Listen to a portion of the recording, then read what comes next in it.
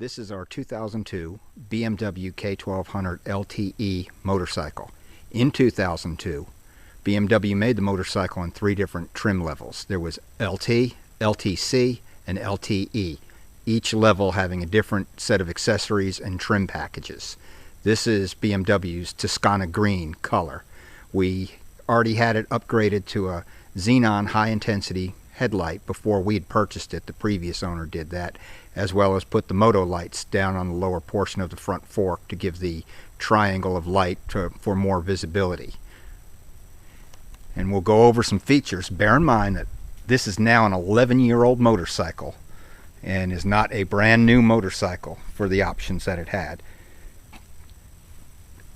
On the handlebar here we have the control, of course, for the starter, for the 2 levels of heated hand grips, 2 levels of heat, and for the right turn signal and the canceling of all turn signals.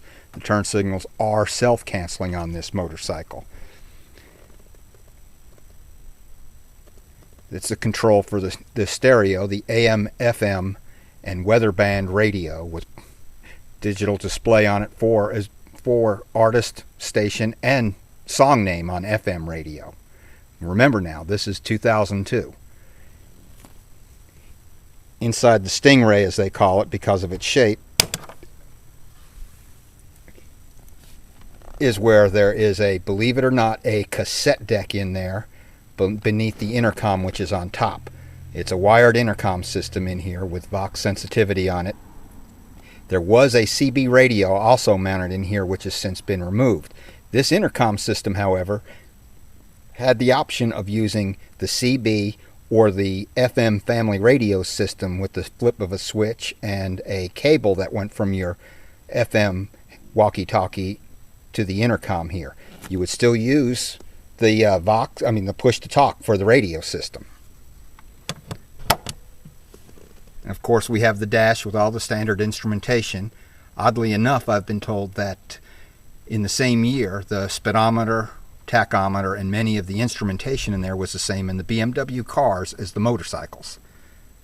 We do have a Garmin Zumo 220 GPS mounted on it, which replaced the old BMW Nav1 system, which was a Garmin Street Pilot that was mounted in the center up high on that shelf.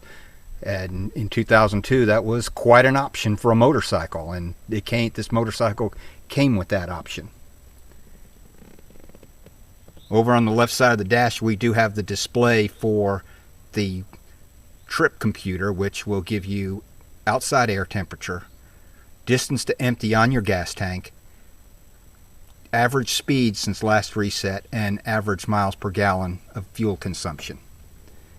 On the left hand grip here we have the cruise control settings, the high beam and low beam headlights, the horn, the push button for the electric windshield, which will raise and lower at the push of that button while you're in motion, and controls for volume, scanning radio stations, and for muting the radio.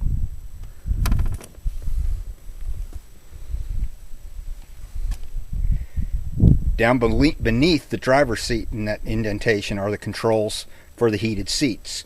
Both the passenger and the driver have heated seats of 2 different levels of heating, as well as the passenger not only gets a heated seat, but a heated backrest, where there's also the rear speakers for the stereo.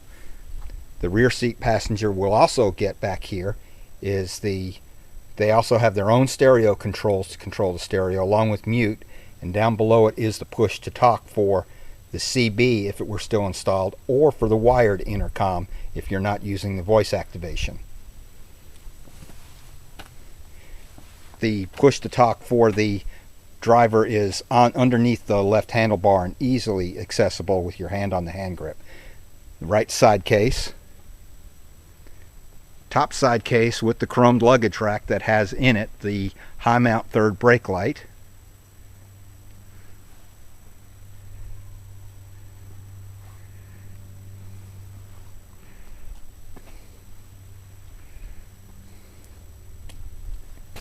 On this side for the passenger gets that's where they would plug into for the intercom, the BMW wired intercom, or they also get a 12-volt powerlet adapter that is only powered when the motorcycle is on.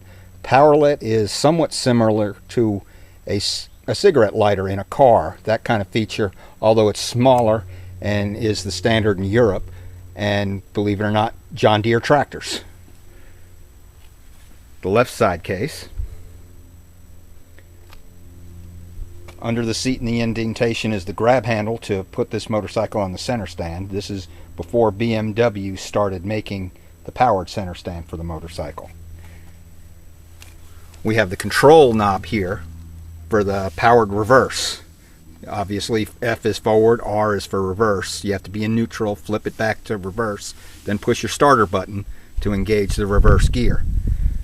The driver also has a 12-volt powerlet adapter right here that's continuously powered on, where you can have power all the time or plug in a battery tender into it to maintain a charge on your battery when not being ridden.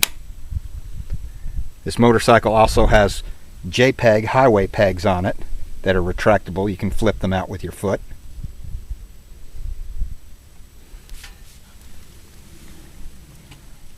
And also in the dash next to the display for the trip computer is where the driver would plug in their wired intercom.